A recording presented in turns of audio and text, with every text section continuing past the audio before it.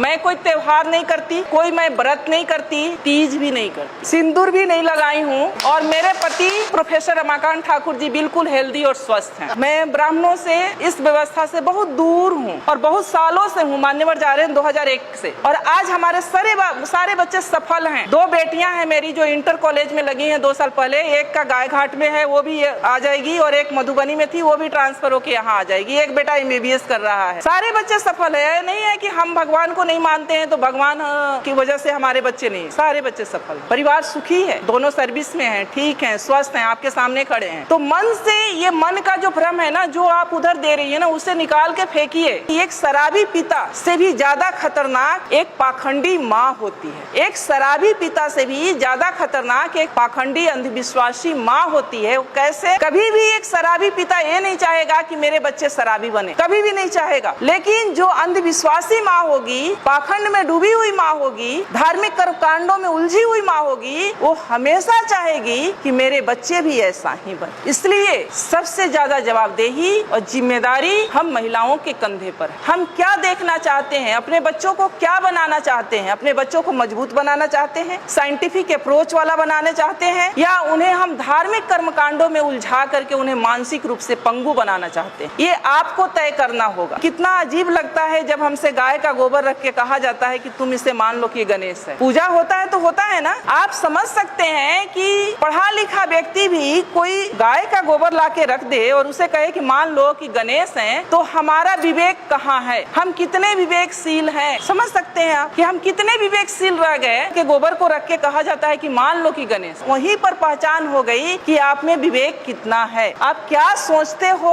और क्या नहीं सोच सकते हो, सोचने की क्षमता आपकी कहाँ तक है। मानसिक टेस्ट, वो पैरामीटर, तो आप उन सब चीजों से निकले। बुद्ध शरण हंस जी लिखे हैं 4 खूंटे जिसमें हम लोग बंधे हुए हैं। उन 4 खूंटों को उखाड़ फेंकना है। पहला है ब्राह्मण पुरोहित। घर बनाते हैं हम, गृह प्रवेश किसके अनुसार होता है? गृह प्रवेश किसके अनुसार होता है? ब्राह्मण के अनुसार। बच्चे पैदा करते हैं हम, नामकरण कौन करता है? शादी विवाह ठीक करते हैं हम, बिना तिथि कुछ नहीं करते। तो वो जानता है, जबकि वो ऐसा है कि वो आपसे हो सकता है कि बिना पढ़ा लिखा ब्राह्मण हो, कुछ नहीं जानता हो, लेकिन वो जैसे नचाएगा आप वैसे नाचेंगे। दूसरा खूंटा है उनके शास्त्र, जो उन्होंने शास्त्र लिखे हैं। वेद है, उपनिषद है, गीता है, महाभारत है, मनुस्मृति है, जिसमें महिलाओं के लिए पता है आप लोग को क्या लिखा है? महिलाएं एक लता की समान है। लता मतलब समझती हैं, जो ये बेल होती है, बेल तुरई की बेल होती है, लौकी की बेल होती है, उसके समान है। यानी उसमें कोई दम नहीं होता है, कोई शक्ति नहीं होती है, उसको ऊपर चढ़ने के लिए सहारे की जरूरत होती है। उसी तरह से महिलाओं को माना है कि महिलाएं एक लता के समान है, जिसे बचपन में पिता के अधीन, युवावस्था में पति के अधीन और वृद्धावस्था में पुत्र के अधीन रहना चाहिए। आगे कहता है कि महिलाएं नरक की द्वार हैं। कितनी गालियां दी गई है। तीसरा है उनके त्योहार। मैंने अभी कहा कि त्योहार का मतलब होता है तुम्हारी हार, यानी हम जो भी त्योहार मनाते हैं, अगर उसका सही तरीके से विश्लेषण किया जाए तो हम अपने महापुरुषों के हार का जश्न मनाते हैं। कितने नालायक लोग हैं हम लोग। उनके तीर्थ, जो ये तीर्थ स्थल हैं, अब जब खोज हो रहा है, हमारे लोगों ने भी जब खोज की शुरू किया है, तो 99% ये तीर्थ स्थल बुद्ध से जुड़ा हुआ है। ये जो तीर्थ स्थल है वो बुद्ध का है, जहाँ बौद्ध मठ हुआ करता था, और उसको इन्होंने तीर्थ स्थल में कहीं किसी धाम में, कहीं किसी धाम में कन्वर्ट करके धार्मिक स्थल के रूप में प्रचारित कर। तो जो संसाधन, जो पैसा आप लोग खर्च करती है तीर्थ पर, वो पैसा आप लोग खर्च करें अपने बच्चों के पढ़ाई पर। इन्हें उखाड़ फेंको। ये 4 चीजें हैं, और ये 4 चीज से जिस दिन आप उखाड़ देंगी, जिस दिन आप इससे दूर हो जाएंगी, उस दिन से शायद मुझे लगता है कि आपकी तरक्की शुरू हो जाएगी। एक मेरी जैसी ही पढ़ी लिखी लड़की थी, शादी उसकी एक ऐसे परिवार में हो गई जहाँ लोग बहुत धार्मिक विचारधारा के थे। जब वो लड़की शादी करा के अपने घर में जाती है, ससुराल जाती है, तो उसकी सासू माँ कहती है कि गाँव में ही एक मंदिर था, दूसरे तीसरे दिन कि बहू चलो मंदिर में हम पूजा करके आते हैं। अब वो लड़की सोचती है कि हम तो मंदिर को मानते, हम तो भगवान को मानते नहीं है। अब लेकिन सासू माँ से उसके सामने दिक्कत ये है कि 2 दिन की गई हुई बहू सासू माँ को कैसे मना कर दे कि हम मंदिर में नहीं जाएंगे या भगवान को नहीं मानते हैं, ये तो गलत हो जाएगा। वो जाती है सासू माँ के साथ, हाथ में बाल्टी ले लेती है, कुआं होता है आप लोग जानती है मंदिर के पास, जहाँ से पानी लेके या नल होता है, पानी लेके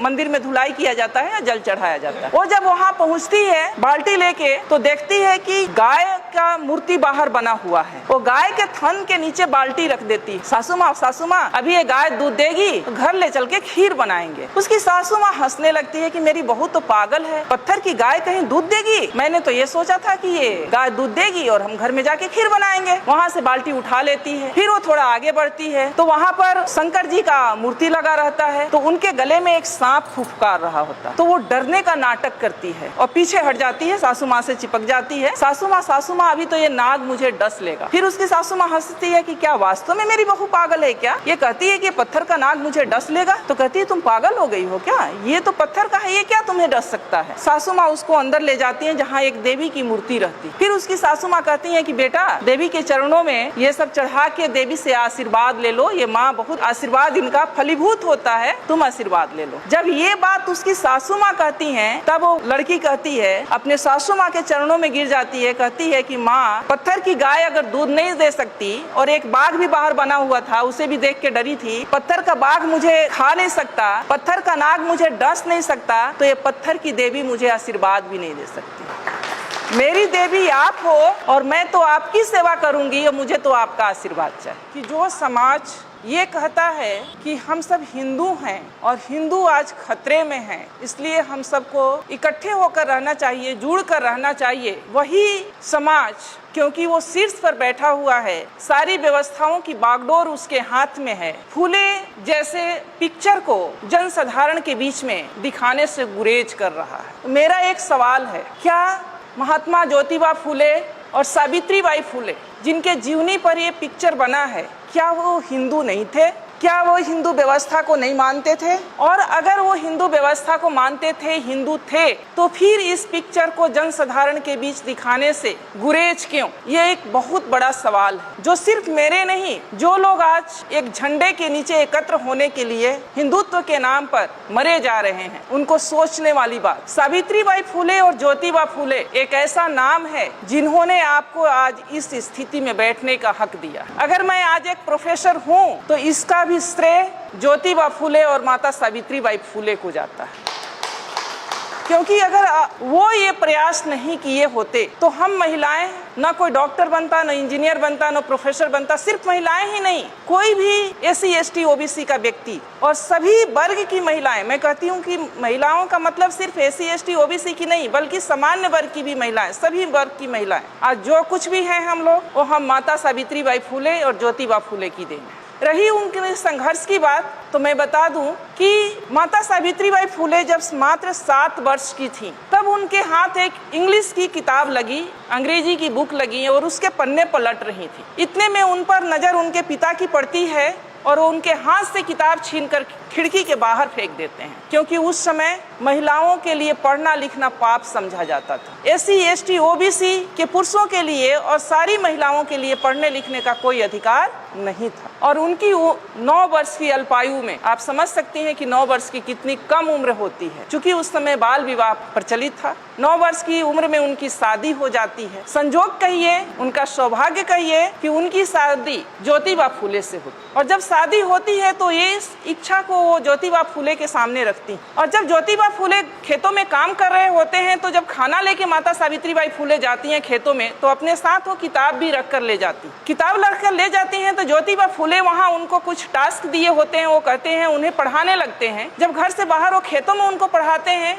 कुछ दिन के बाद इसकी चर्चा उनके पिता तक पहुंचती है कि ज्योतिबा फूले अपनी बहू को यानी अपनी पत्नी को पढ़ना लिखना सिखा रहा। क्योंकि उस समय महिलाओं के लिए पढ़ना लिखना किसी पाप से कम नहीं था, पढ़ने लिखने का कोई अधिकार नहीं था महिलाओं को। तो उनके पिताजी इस पे नाराजगी व्यक्त करते हैं कि अच्छी बात नहीं है, आप सावित्री को पढ़ाओ लिखाओ नहीं बेटा, घर का काम काज करने दो बहू को, ये अच्छी बात नहीं है, क्योंकि जब तुम ऐसा करोगे तो अपने जाति बिरादरी के लोग या समाज के लोग इसका विरोध करेंगे। लेकिन ज्योतिबा फूले नहीं मानते। वो शुरू से इस व्यवस्था को चूंकि बहुत करीब से वो देखे थे। वो भी घटना आप लोग को पता होगा कि जब वो अपने एक दोस्त के सवर्ण दोस्त के शादी में जाते हैं पगड़ी बांध करके, और वहाँ पर जब वो व्यक्ति एक उस वर्ग का व्यक्ति, उस जाति का व्यक्ति ये कहता है कि ये OBC का व्यक्ति व्यक्ति हमारी जाति की शादी में क्या कर रहा है, उन्हें अपमानित किया जाता है, तब उनको समझ में आता है कि शिक्षा कितनी जरूरी है और शिक्षा के बाद भी बहुत कुछ नहीं बदलने वाला। फिर वो प्रण करते हैं कि नहीं, चाहे जो हो जाए लेकिन मैं सावित्री को पढ़ाऊंगा जरूर। बातें यही नहीं रुकती है।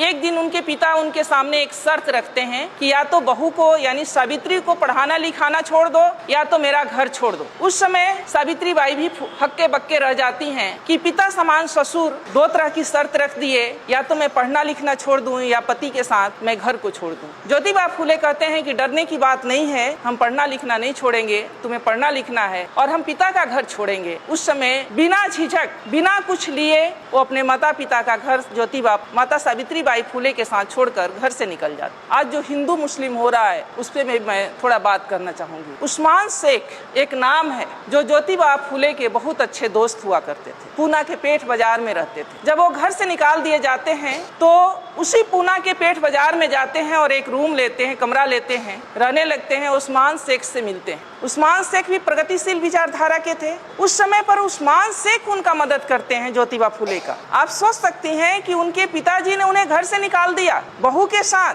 ये भी नहीं सोचा कि बेटा जाएगा तो रहेगा कहाँ, इसके पास कोई रोजगार है न कोई नौकरी है, लेकिन उस दोस्त ने उन्हें पनाह दी। उनके रोजमर्रे की जितने सामान थे वो खरीद के उन्होंने दिया।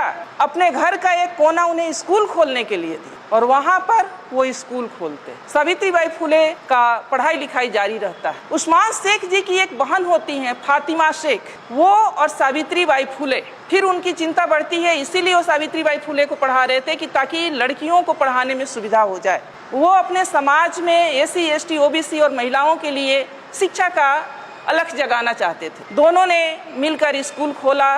जब सावित्रीबाई फूले स्कूल जाया करती थी पढ़ाने के लिए, ऐसा नहीं था कि वो स्कूल किसी जाति विशेष के लिए था या किसी वर्ग विशेष के लिए था। वहाँ महिलाओं के लिए था, बच्चियों के लिए था और किसी भी कास्ट की किसी भी जाति की बच्चियां जा सकती थी पढ़ने के लिए। उन पे गोबर और कीचड़ फेंके गए, उन्हें गालियां दी गई, उन्हें पत्थरों से मारा गया, उनका अपमान किया गया, लेकिन वो झुकी नहीं, न वो रुकी, अनवरत उस काम में लगी रही। फिर जब इस बात से उन्हें परेशानी हुई तो माता सावित्रीबाई फूले और ज्योतिबा फूले ने कि कीचड़ भरे कपड़ों में कैसे बच्चों को पढ़ाया जाए, तब उन्होंने एक बीच का रास्ता निकाला कि ये काम तो हमें नहीं छोड़ना है जो हमने स्कूल खोला है बच्चियों को पढ़ाने का है। तो एक कपड़ा एक साड़ी वो अपने साथ थैले में करके ले जाती थी और एक साड़ी पहन कर जाती थी। जिस साड़ी पर गोबर और कीचड़ फेंके जाते थे उस साड़ी को खोल करके रख देती थी और दूसरा साड़ी पहनकर बच्चियों को पढ़ाती थी और फिर जब आना होता था तो वो साड़ी खोल के रखती थी और गोबर और कीचड़ वाले साड़ी पहनकर घर आ।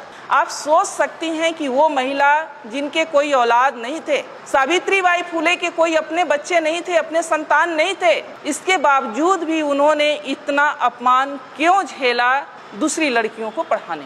आज हम लोग अगर सावित्रीबाई फूले की चर्चा कर रहे हैं तो उसके पीछे का राज यही है कि वो निस्वार्थ भाव से पूरे समाज की महिलाओं को मुख्य धारा से जोड़ने के लिए उन्होंने ये काम किया और इसमें हजारों रोड़े आए, उन्हें घर से निकाला गया, उन्हें अपमानित किया गया, उन पर कीचड़ और गोबर फेंके गए, फिर भी वो कभी रुकी नहीं। फूले दंपति इतना अपने काम के प्रति अड़िग थे कि लाखों परेशानियां आने के बावजूद भी वो दोनों रुके नहीं। इतना ही नहीं, उस समय चूंकि कम उम्र में शादी हो जाती थी तो लड़कियां कम उम्र में शादी होने की वजह से बाल विधवाएं भी हो जाती थी और एक बहुत बड़ा अत्याचार महिलाओं के ऊपर बाल विधवा के रूप में था। अगर कोई बाल विधवा हो जाती उसके बाल मुड़ दिए जाते, जैसा कि मान्यवर ने बताया। उसको अच्छा खाने का हक था, ना अच्छा पहनने का अधिकार था, उसे कहीं एक रूम में कोठरी में डाल दिया जाए, यानी उसकी जिंदगी एक नरक के बराबर हो गई थी। उससे माता सावित्रीबाई बहुत व्यथित थी। उन्होंने इस बात की भी चर्चा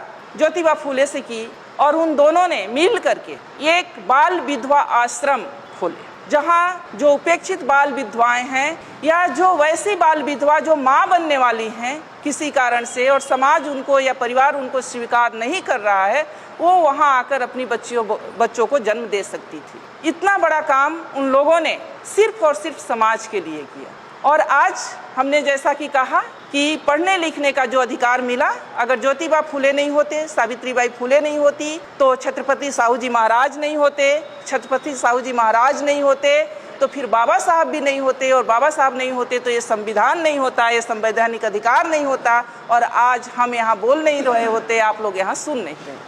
अब महिला सशक्तिकरण की बात हम करते हैं। महिला सशक्तिकरण, मैं ये नहीं मानती कि आज भी महिलाएं हमारी कमजोर हैं। हमारी महिलाएं सशक्त हुई हैं, ऊंचे ऊंचे पदों पर गई हैं, डॉक्टर बनी है, इंजीनियर बनी है, पायलट बनी है, जज बनी है, हर क्षेत्र में वो काबिलियत हासिल की हैं। लेकिन क्या उनका सशक्तिकरण की दिशा सही है? सवाल यहाँ है, क्या हम उस व्यवस्था को, उन महापुरुषों के त्याग और बलिदान को समझ पा रहे हैं जिसकी बदौलत आज हम यहाँ बैठे हैं या हम हैं? नहीं। हमें निराशा और हताशा होती है कि जिस व्यवस्था ने हम महिलाओं को ह्यूमन बीइंग नहीं समझा, मानव नहीं समझा, जिसने हमें नरक का द्वार कहा, जिसने हमें पतित कहा, जिसने हमें ये कहा कि महिलाओं के घुटने में दिमाग होते हैं, जिसने हमें न जाने कितनी गालियों से अपमानित किया, आज भी हम पढ़ी लिखी महिलाएं भी उसी व्यवस्था को पुष्ट करने में लगे हुए हैं। अपना साधन संसाधन सब वहाँ खर्च करने में लगे हैं। और जिन महापुरुषों ने हमें ये हक दिया मान सम्मान के साथ जीने के लिए, न तो उन्हें हम जानते हैं, न जानने की कोशिश करते हैं, न हम उन्हें पढ़ते हैं, और अगर जानते भी हैं तो उसे मानते नहीं। दिक्कत सबसे बड़ी यहाँ, आज जिस व्यवस्था के तहत हम लोग जी रहे हैं, मान्यवर ने कहा कि दो सिद्धांतों, दो विचारधाराओं की लड़ाई है जो 300 वर्षों से चली आ रही है। बहुत सारे, कबीर जी बिल्कुल पढ़े लिखे नहीं थे, लेकिन उनके इतनी सटीक विश्लेषण है। पाहन पूजे से हरि मिले तो मैं पूजू पहाड़, ताते ये चक्की भली पीस खाए संसार। बिना पढ़ा लिखा व्यक्ति इतनी बड़ी बात कह गया, और हम लोग MA PhD डिलीट किए हुए व्यक्ति उसी पत्थर के चक्कर में अपने सारे पढ़ाई लिखाई को मिट्टी में मिला रहे। आज जो व्यवस्था चल रही है, और ये महिलाओं के बाद जो मान्यवर ने कहा, चाहे जो सब्जेक्ट में रखा गया कि महिलाओं को जागृत करना बहुत जरूरी है। अगर हम महिलाओं के महत्व की बात करें तो महामानव बुद्ध ने भी ये कहा है कि जो 8 रत्न होते हैं उनमें से महिलाएं सबसे महत्वपूर्ण है, सबसे श्रेष्ठ रत्न है। क्योंकि जो चक्रवर्ती सम्राट भी पैदा होता है तो एक माँ के गर्भ से ही पैदा होता है, और उसका पालन पोषण भी माँ ही करती है। इसलिए महिलाएं, जिस समाज की, जिस परिवार की महिलाएं जितनी सशक्त होंगी, जितनी बुद्धिमान होंगी, वो समाज और परिवार उतना ही सशक्त और बुद्धिमान होगा, प्रगतिशील होगा। आज क्या हो रहा है? मान्यवर ने बहुत सही बात कहा कि श्रीमान श्री तो चलाते हैं ऐसे कार्यक्रमों में, और हमारी मतियां रह जाती हैं घरों में।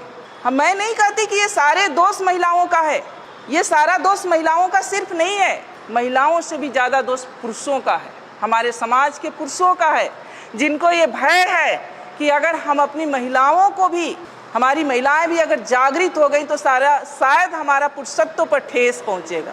क्योंकि ये हमारा भारतीय समाज मातृ समाज था, मातृ परिवार का समाज था।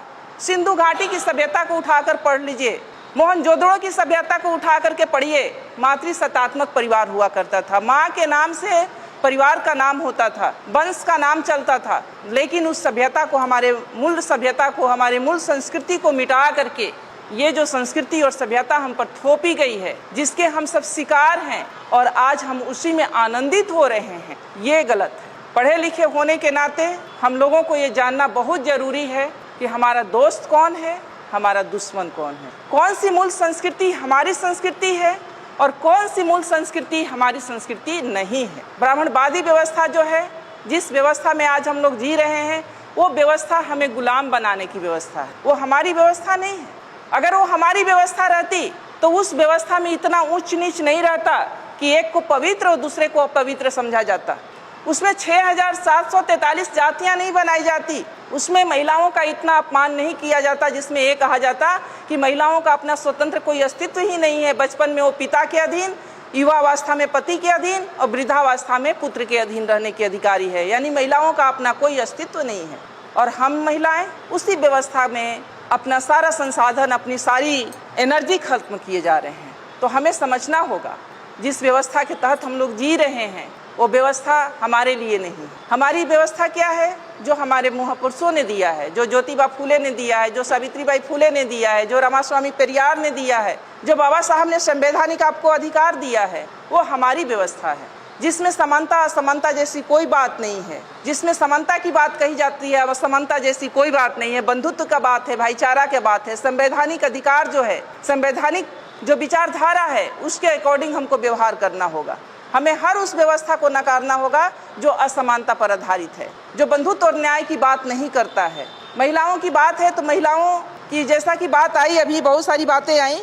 महिलाएं क्या है, महिलाओं को क्यों इतना गुलाम बनाया गया, महिलाएं क्यों इतना सॉफ्ट टारगेट हो जाती हैं, महिलाओं को क्यों अपने कलच में लोग ले लेता है, इसके पीछे का भी रीजन है। अब पढ़ी लिखी महिलाएं हैं तो बाहर निकलने लगी, लेकिन जब पढ़ी लिखी महिलाएं नहीं थी तो पुरुष अपने साथ उनको कहीं भी लेके जाते नहीं थे। वो घर में रहती हैं, वो संवेदनशील भी होती हैं। अगर कोई उनसे ये कह दे कि तुम्हारे परिवार पर, तुम्हारे पति पर या तुम्हारे बेटे पर इस तरह का ग्रह गोचर है और ये करोगी तो ठीक हो जाएगा, तो वो अपना सब कुछ न्यौछावर करने के लिए तैयार हो जाती है।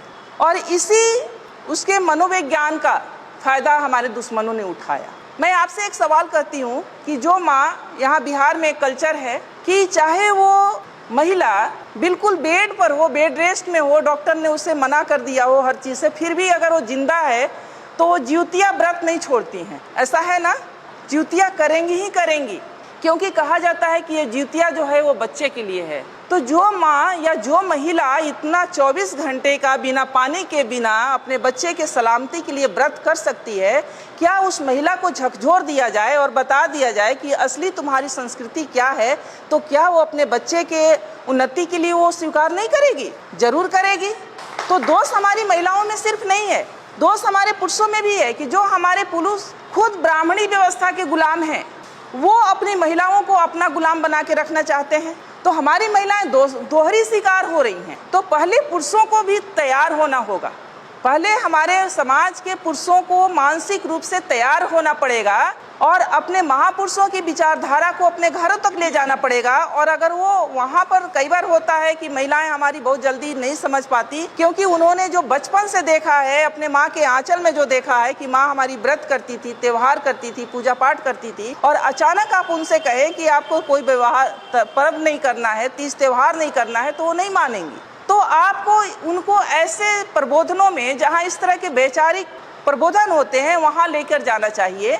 वहाँ भी नहीं लेकर जा सकते हैं तो आप पतली पतली किताबें आती हैं, उस तरह की किताबों को उनको देना चाहिए ताकि वो पढ़ें। सोशल मीडिया पर बहुत सारी चीज़ें आने लगी है, आप उनसे उनको अवेयर कराएं, क्योंकि ये बरसों की गुलामी 2 दिन में नहीं खत्म होने वाली। टाइम लगेगा, लेकिन वो खत्म होगा अगर महिला जिस समाज की और जिस परिवार की समझ गई एक बात। क्योंकि बाबा साहब ये कहते थे कि अगर महिलाओं की उसकी गुलामी का एहसास दिला दिया जाए तो उसकी बेड़ी को तोड़कर निकलने में उसे देर नहीं लगेगी।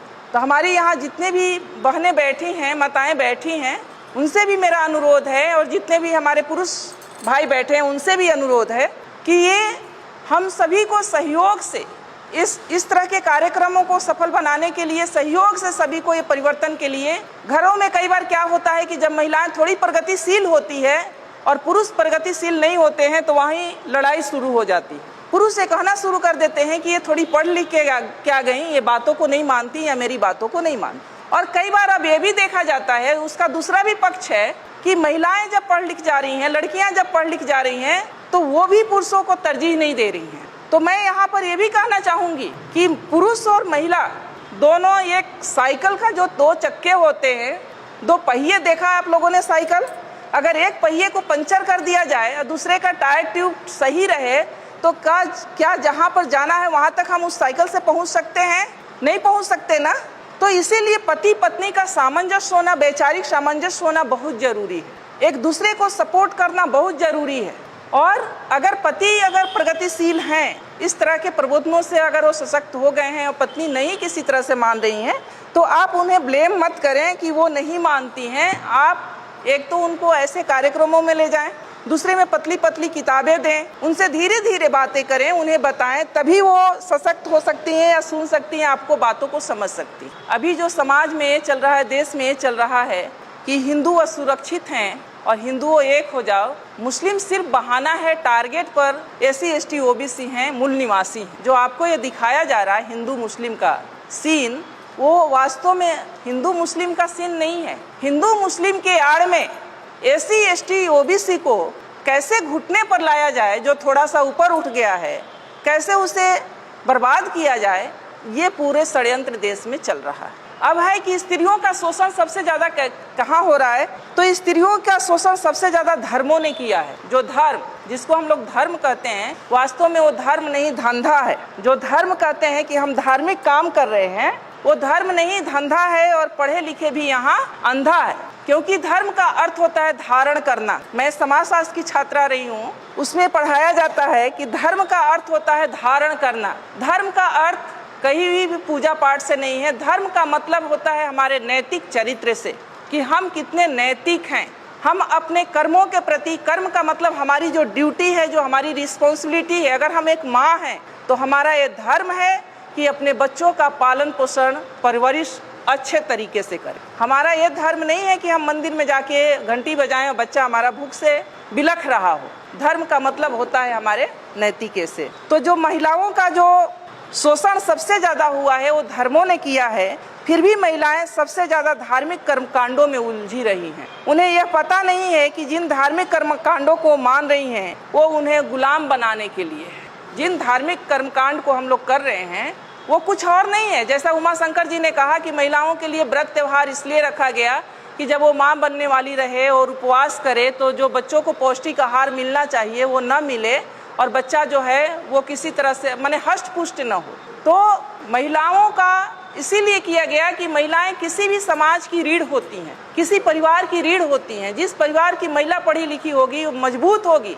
फिजिकली या मेंटली मजबूत होगी जिस परिवार के, उस परिवार के बच्चे भी मेंटली और फिजिकली मजबूत होंगे। जो महिलाएं देखती होंगी आप कि जो माँ बीमार सी है उसके बच्चे भी बहुत हष्ट पुष्ट नहीं होते। तो ये साइंटिफिक भी है।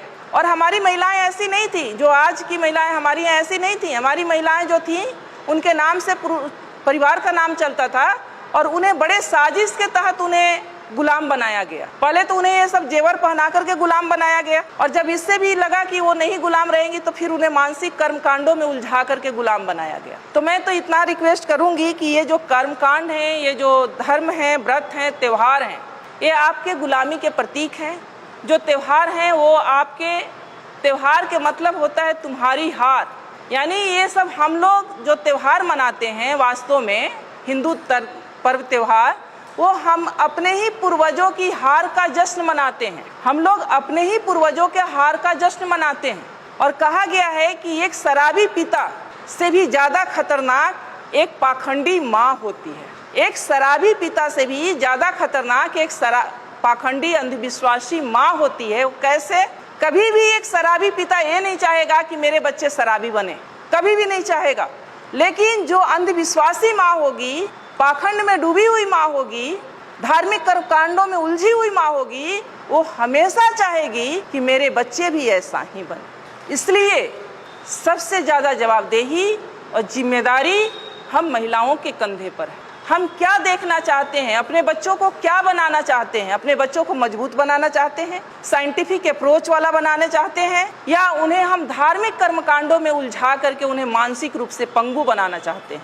ये आपको तय करना होगा। अगर कोई भी माँ, मैं उदाहरण, कोई भी माँ अगर चाह ले कि मुझे अपने बच्चे को ऐसा बनाना है, तो मैं चाहती हूँ कि दुनिया की कोई भी ताकत उसे रोक नहीं सकती। अगर जो माँ अगर ठान ले कि मुझे अपने बच्चे को कैसा बनाना है, अगर चाह ले कि मुझे अपने बच्चे को एक सफल, सशक्त, मजबूत बनाना है, मानसिकता वाला, तो कोई भी दुनिया की ताकत उसको डिगा नहीं सकती। लेकिन कैसे वो बच्चा बनेगा? जब माँ ही उलझी रहेगी, माँ को देखेगा कि माँ हमारी मंदिर में घंटी बजा रही है, तो बच्चा अपने पर कैसे विश्वास, बच्चे को भी यही विश्वास होगा कि जब तक ये भगवान जी नहीं चाहेंगे हम कुछ नहीं बनेंगे। मैं ये नहीं कहती हूँ कि आप लोग एकदम पूजा पाठ को छोड़ दीजिए, लेकिन मैं एक छोटी सी कहानी आप लोग के सामने कहूँगी। एक मेरी जैसी ही पढ़ी लिखी लड़की थी, शादी उसकी एक ऐसे परिवार में हो गई जहाँ लोग बहुत धार्मिक विचारधारा के थे। जब वो लड़की शादी करा के अपने घर में जाती है, ससुराल जाती है, तो उसकी सासू माँ कहती हैं, वैसे भी अमूमन होता है कि गांव में ही एक मंदिर था, दूसरे तीसरे दिन कि बहू चलो मंदिर में हम पूजा करके आते हैं। अब वो लड़की सोचती है कि हम तो मंदिर को मानते, हम तो भगवान को मानते नहीं है। अब लेकिन सासू माँ से उसके सामने दिक्कत ये है कि 2 दिन की गई हुई बहू सासू माँ को कैसे मना कर दे कि हम मंदिर में नहीं जाएंगे या भगवान को नहीं मानते हैं, ये तो गलत हो जाएगा। वो जाती है सासू माँ के साथ, हाथ में बाल्टी ले लेती है, कुआं होता है आप लोग जानती हैं मंदिर के पास, जहाँ से पानी लेके, या नल होता है, पानी लेके मंदिर में धुलाई किया जाता है या जल चढ़ाया जाता है। वो जब वहाँ पहुँचती है बाल्टी लेके, तो देखती है कि गाय का मूर्ति बाहर बना हुआ है। वो गाय के थन के नीचे बाल्टी रख देती है। सासू माँ अभी ये गाय दूध देगी तो घर ले चल के खीर बनाएंगे। उसकी सासू माँ हंसने लगती है कि मेरी बहू तो पागल है, ये पत्थर की गाय कहीं दूध देगी। बोली अरे मैंने तो ये सोचा था कि ये गाय दूध देगी और हम घर में जाके खीर बनाएंगे। वहाँ से बाल्टी उठा लेती है, फिर वो थोड़ा आगे बढ़ती है तो वहाँ पर जो शंकर जी का मूर्ति लगा रहता है तो उनके गले में एक सांप फुफकार रहा होता है, तो वो डरने का नाटक करती है और पीछे हट जाती है, सासू माँ से चिपक जाती है। सासू माँ अभी तो ये नाग मुझे डस लेगा। फिर उसकी सासू माँ हंसती है कि क्या वास्तव में मेरी बहू पागल है क्या? ये कहती है कि पत्थर का नाग मुझे डस लेगा। तो कहती है तुम पागल हो गई हो क्या? ये तो पत्थर का है, ये क्या तुम्हें डस सकता है? तो बोली अच्छा नहीं डसेगा? तो नहीं। तो लड़की समझती है दिमाग से कि अब मैं सही रास्ते पर हूँ, अब सासू माँ को समझाना थोड़ा आसान हो जाएगा। फिर उसके बाद सासू माँ उसको अंदर ले जाती हैं जहाँ एक देवी की मूर्ति रहती। फिर उसकी सासू माँ कहती हैं कि बेटा देवी के चरणों में ये सब चढ़ा के देवी से आशीर्वाद ले लो, ये माँ बहुत जो है आशीर्वाद इनका फलीभूत होता है, तुम आशीर्वाद ले लो। जब ये बात उसकी सासू माँ कहती हैं तब वो लड़की कहती है, अपने सासू माँ के चरणों में गिर जाती है, कहती है कि माँ अगर गाय का, पत्थर की गाय अगर दूध नहीं दे सकती और एक बाघ भी बाहर बना हुआ था उसे भी देख के डरी थी, पत्थर का बाघ मुझे काट नहीं खा नहीं सकता, पत्थर का नाग मुझे डस नहीं सकता, तो ये पत्थर की देवी मुझे आशीर्वाद भी नहीं दे सकती। मेरी देवी आप हो, मेरी देवी आप हो और मैं तो आपकी सेवा करूंगी और मुझे तो आपका आशीर्वाद चाहिए। आज समाज में क्या हो रहा है, मैं महिलाओं को थोड़ा आईना दिखाना चाहूँगी। आज समाज में क्या हो रहा है, हम बहुत धार्मिक बन रहे हैं, हम खूब पर्व त्यौहार कर रहे हैं, तीज त्यौहार कर रहे हैं, मंदिरों में जा रहे हैं, तीर्थ स्थानों पर जा रहे हैं और घर में हमारे बुजुर्ग को हम पूछ भी नहीं रहे हैं कि आप खाना खाएंगे या नहीं, वो हमें बोझ लग रहे हैं। हमारे वृद्ध हैं, हमारे बुजुर्ग वृद्धाश्रम में जा रहे हैं, तो ये कैसा धर्म है? धर्म ही करना है तो मानवता का धर्म करें, आप अपने बुजुर्गों का सम्मान दें। धर्म ही करना है तो अपने पति का साथ दें। धर्म ही करना है तो अपने बच्चों को सद्मार्ग दिखाएं, उनको अपना समय दें, उनको सही रास्ते पर ले जाएं, उनको जीवन में सफल बनाएं, उनमें वैज्ञानिक सोच भरें, साइंटिफिक सोच भरें उनमें। धर्म ये है, धर्म ये नहीं कहता कि आप जा करके, अगर यही धर्म होता तो हमारे महापुरुष भी यही धर्म किए होते। बाबा साहब लास्ट में जा करके उन्होंने कहा कि ये धर्म रहने के लायक नहीं है और उन्होंने लास्ट में जाके बौद्ध धर्म को स्वीकार किया। वो कहते हैं कि जो धर्म एक कुत्ता बिल्ली को गोद में पालता हो, घर में जाने का अधिकार देता हो और एक व्यक्ति को अछूत मान के उसे छूना भी नहीं चाहता हो, वो धर्म नहीं हो सकता। तो हम लोग को साइंटिफिक विचार अपने में लाना होगा, तभी हम अपने महापुरुषों की बात कर सकेंगे, उनकी विचारधारा को अपना सकेंगे और उनके विचारों पर चल सकेंगे। एक बार मेरी बहस हो गई थी सोशल मीडिया पर कि मुझसे पूछा गया, कुछ बातें थी, मैंने उस पर कटाक्ष की कि कितना अजीब लगता है जब हमसे गाय का गोबर रख के कहा जाता है कि तुम इसे मान लो कि गणेश है। होता है ना, पूजा होता है तो होता है ना। आप समझ सकते हैं कि पढ़ा लिखा व्यक्ति भी कोई गाय का गोबर ला के रख दे और उसे कहे कि मान लो कि गणेश हैं, तो हमारा विवेक कहाँ है? हम कितने विवेकशील हैं? समझ सकते हैं आप कि हम कितने विवेकशील रह गए कि गाय को भी रख करके, गोबर को रख के कहा जाता है कि मान लो कि गणेश है। यानी आप वहीं पर पहचान हो गई कि आप में विवेक कितना है, आप क्या सोचते हो और क्या नहीं सोच सकते हो, सोचने की क्षमता आपकी कहाँ तक है। मानसिक टेस्ट, वो पैरामीटर, तो आप उन सब चीज़ों से निकलें। मेरा बस एक ही रिक्वेस्ट है कि उन 3-4 चीज़ करें। 4 खूंटे की बात कही गई है, आइए से एक शायद मेरे पास है वो किताब, 4 खूंटे, बुद्ध शरण हंस IAS हैं। ये पतली सी किताब है, IAS हैं, ये कोई साधारण व्यक्ति नहीं है, समझ सकते हैं आप लोग। बुद्ध शरण हंस जी लिखे हैं 4 खूंटे जिसमें हम लोग बंधे हुए हैं। उन 4 खूंटों को उखाड़ फेंकना है। अगर वास्तव में अपने महापुरुषों के प्रति थोड़ी सी भी हम लोगों की अंदर श्रद्धा है तो करना पड़ेगा, तभी हम, क्योंकि जब तक हमारे इस मन मस्तिष्क में कुछ लिखा हुआ है, जब ब्लैक बोर्ड देख रहे हैं, जब तक ब्लैक बोर्ड पर लिखा हुआ है, दूसरी चीज़ तब तक नहीं लिखी जा सकती जब तक कि उसको साफ न किया जाए। बिना साफ किए दूसरी चीज़ नहीं लिखी जा सकती। तो ये जो 4 खूंटे हैं उससे आपको उखाड़ना होगा। पहला है ब्राह्मण पुरोहित। घर बनाते हैं हम, गृह प्रवेश किसके अनुसार होता है? गृह प्रवेश किसके अनुसार होता है? ब्राह्मण के अनुसार। बच्चे पैदा करते हैं हम, नामकरण कौन करता है? शादी विवाह ठीक करते हैं हम, बिना तिथि कुछ नहीं करते। तो वो जानता है, जबकि वो ऐसा है कि वो आपसे हो सकता है कि बिना पढ़ा लिखा ब्राह्मण हो, कुछ नहीं जानता हो, लेकिन वो जैसे नचाएगा आप वैसे नाचेंगे। तो सबसे पहले तो इसको छोड़िए, पहला खूंटा। दूसरा खूंटा है उनके शास्त्र, जो उन्होंने शास्त्र लिखे हैं, वेद है, उपनिषद है, गीता है, महाभारत है, मनुस्मृति है। मैं तो कहती हूँ कि उनके वेदों को भी आपको पढ़ना चाहिए। शायद आप उनके वेदों को पढ़ लें, मनुस्मृति को पढ़ लें, तो शायद कल्याण हो जाए। जिसमें महिलाओं के लिए पता है आप लोग को क्या लिखा है? महिलाएं एक लता की समान है। लता मतलब समझती हैं, जो ये बेल होती है, बेल, तुरई की बेल होती है, लौकी की बेल होती है, उसके समान है। यानी उसमें कोई दम नहीं होता है, कोई शक्ति नहीं होती है, उसको ऊपर चढ़ने के लिए सहारे की जरूरत होती है। उसी तरह से महिलाओं को माना है कि महिलाएं एक लता के समान है, जिसे बचपन में पिता के अधीन, युवावस्था में पति के अधीन और वृद्धावस्था में पुत्र के अधीन रहना चाहिए। आगे कहता है कि महिलाएं नरक की द्वार हैं। कितनी गालियां दी गई है। तीसरा है उनके त्योहार। मैंने अभी कहा कि त्योहार का मतलब होता है तुम्हारी हार। यानी हम जो भी त्योहार मनाते हैं, अगर उसका सही तरीके से विश्लेषण किया जाए तो हम अपने महापुरुषों के हार का जश्न मनाते हैं। कितने नालायक लोग हैं हम लोग, कितने नालायक लोग हैं हम लोग, जो हम अपने ही पूर्वजों के अपमान, जो उनका अपमान हुआ। देखिए मनुस्मृति, देखिए आ गया ब्राह्मणों का संविधान, जिससे आजकल चल रहे हैं हम सब, अभी भी चल रहे हैं। संविधान लागू होने के 75 साल बाद भी हमारा व्यवहार, विचार सब इससे चल रहा है, संविधान से नहीं चल रहा है। क्योंकि अगर संविधान से चल रहा होता तो समता, समानता, बंधुत्व और न्याय की बात हो रही होती। तो दूसरा है कि उनके शास्त्र का से अपना नाता तोड़ लीजिए। उनके त्योहार, उनके तीर्थ, जो ये तीर्थ स्थल हैं, अब जब खोज हो रहा है, हमारे लोगों ने भी जब खोज की शुरू किया है, तो 99% ये तीर्थ स्थल बुद्ध से जुड़ा हुआ है। ये जो तीर्थ स्थल है वो बुद्ध का है, जहाँ बौद्ध मठ हुआ करता था, और उसको इन्होंने तीर्थ स्थल में कहीं किसी धाम में, कहीं किसी धाम में कन्वर्ट करके धार्मिक स्थल के रूप में प्रचारित कर दिया। तो जो संसाधन, जो पैसा आप लोग खर्च करती हैं तीर्थ पर, वो पैसा आप लोग खर्च करें अपने बच्चों के पढ़ाई पर।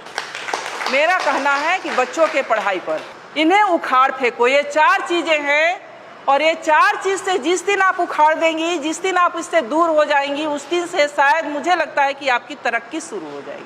और इसके लिए बहुत जरूरी है कि हम मानसिक रूप से बहुत मजबूत बने, तर्कशील बने। ये करना इतना आसान नहीं है। मैं आज आपके सामने खड़ी हूँ तो मुझ में कुछ परिवर्तन आप लोग को दिख रहा होगा, शायद नहीं भी दिख रहा होगा। तो कुछ चीजें मैं नहीं मानती, मैं कोई त्योहार नहीं करती, कोई मैं व्रत नहीं करती, इवन यहाँ तक कि ज्योतिया भी नहीं करती, तीज भी नहीं करती, सिंदूर भी नहीं लगाई हूँ।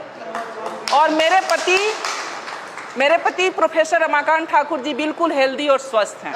मैं ब्राह्मणों से, इस व्यवस्था से बहुत दूर हूँ और बहुत सालों से हूँ, मान्यवर जा रहे हैं 2001 से। और आज हमारे सारे बच्चे सफल हैं, सारे बच्चे सफल हैं। इसी मुजफ्फरपुर में 2 बेटियां हैं मेरी जो इंटर कॉलेज में लगी हैं 2 साल पहले। एक का गाय घाट में है, वो भी आ जाएगी, और एक मधुबनी में थी, वो भी ट्रांसफर होकर यहाँ आ जाएगी। एक बेटा MBBS कर रहा है। सारे बच्चे सफल है। नहीं है कि हम भगवान को नहीं मानते हैं तो भगवान की वजह से हमारे बच्चे नहीं, सारे बच्चे सफल हैं। परिवार सुखी है, दोनों सर्विस में हैं, ठीक हैं, स्वस्थ हैं, आपके सामने खड़े हैं। तो मन से, ये मन का जो भ्रम है ना, जो आप उधर दे रही है ना, उसे निकाल के फेंकिए और आप समझिए कि ये घर मेरा मंदिर है, परिवार ही मेरे देवता हैं।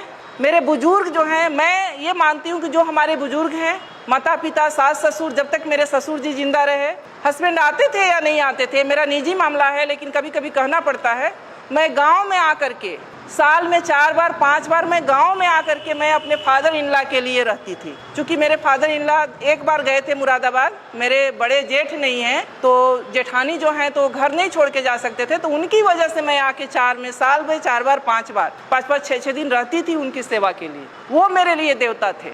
मेरे माँ बाप, मेरे सास ससुर, वो मेरे बड़े बुजुर्ग मेरे लिए देवता थे। तो मैं यही अनुरोध, मेरी माता जी बैठी हैं, इनसे बड़ा देवता कोई नहीं है। ये जिनके घर में भी हैं, उनसे, उनके घर के लिए मैं बताऊं कि उनसे बड़ा कोई देवता नहीं है। और कहीं उनको तीर्थ और मंदिर और मस्जिद और कहीं तीर्थ यात्रा पर जाने की ज़रूरत नहीं है जिनके घर में बुजुर्ग हैं और जिनके घर में बच्चे हैं। लेकिन इसके लिए आपको अपने अंदर से मजबूत बनना पड़ेगा, अपने भय को निकालना पड़ेगा, अपने डर को निकालना पड़ेगा। अगर सावित्रीबाई फूले भी हमें लोग के जैसा अगर उसी व्यवस्था में उलझी हुई होती, पेशवाओं का राज था उस समय, आप सोच सकती हैं कि कितना शक्ति थी, तो आज यहाँ उनका बैनर लगाकर और फोटो लगाकर हम लोग चर्चा नहीं कर रहे होते। तो उसको पढ़िए, उसको समझिए, उसको जानिए और आपके जो संसाधन हैं, जो पैसे हैं, जो समय है, उसको बचाइए अपने परिवार पर, अपने समाज पर और इस तरह के कार्यक्रमों में खर्च कीजिए। जो आप उधर खर्च करें, इस तरह के कार्यक्रम में खर्च कीजिए, लोगों को इकट्ठा कीजिए, उनमें ये जागृति फैलाइए, ये विचार फैलाइए, तो शायद इससे ही हमारे समाज का कल्याण होना है।